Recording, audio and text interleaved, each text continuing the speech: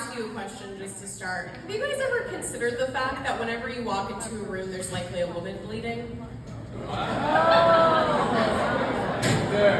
Is this the wrong crowd for that? Have many of you stopped bleeding many years ago?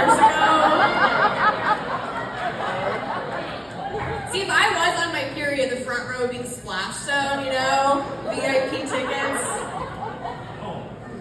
See, if it wasn't clear, I am a woman. Huge, right? One of the things that women have to consider often, right, is the fact that we're victimized. Safety is important. So as a resident of DC, I walk home, make sure no one's following me, right? But night after night, when no one's following me, I have to ask myself, why do you think someone has to get to you? You know, guys, I don't want to be targeted, but I can't say I want to be flattered. You know what I mean? They'd get me, and I'd be like, oh no, don't hurt me, but what was it about me that made you want to murder me? You know what I mean? Like, can we get really specific about... What did you say, sir? Boo. Do you want to repeat what you said? All right.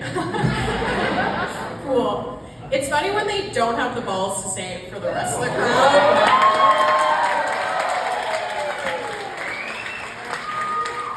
But I am available for a drink after. Anyways, I will say though that recently I have been getting hit on quite a bit, mostly by homeless men. But a win's a win, right? I would say though that the most flattering person to get hit on is by another woman, because it's like, you didn't have to swing in my direction, but the fact that you did is very flattering. Recently, I was having this conversation with this woman, and she was asking me a lot of questions, which we love. But at some point, she asked, she's like, hey, can I feel under your shirt? Which I thought was forward. I was like, I feel like we should keep this professional. You're my primary care doctor, you know what I mean? Like, I know you're doing a cancer screening, but we don't have to go to second base for that, you know? I haven't been touched in years, so I was like, what about my butt? Anyways, anyone married in the room? I've been married for 5 years, actually. But they don't, thank you. I feel like that was more of a consolation clap, like, we apologize that you were forced into that. No, but what they don't tell you is that it really affects your dating life in a significant way. I only wish I knew that, you know. I think I would have made a different decision. But for those who are not married, the married folks in the room will understand. But if you don't, I just want to give you a glimpse of what marriage looks like, right? As far as communication goes, I feel like we spend 90% of our time arguing over a missing item. Right, like keys, for example. The other day I'm looking for the car keys, and I'm like, hey babe, have you seen the keys? He goes, no. And I'm like, are you sure?